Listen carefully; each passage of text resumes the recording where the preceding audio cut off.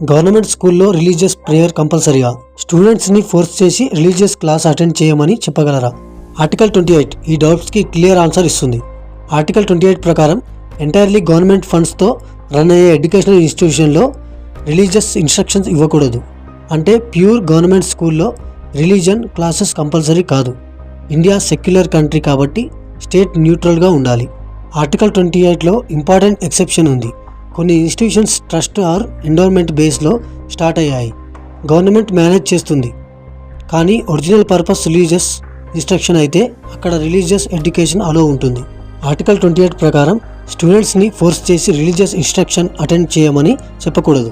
Even if institution అలో చేసినా కూడా student or parent consent లేకుండా కంపల్సరీ చేయడం illegal. Freedom of choice important. సింపుల్గా చెప్పాలంటే గవర్నమెంట్ ఎడ్యుకేషన్ సిస్టమ్ రిలీజియన్ న్యూట్రల్గా ఉండాలి. Faith personal matter.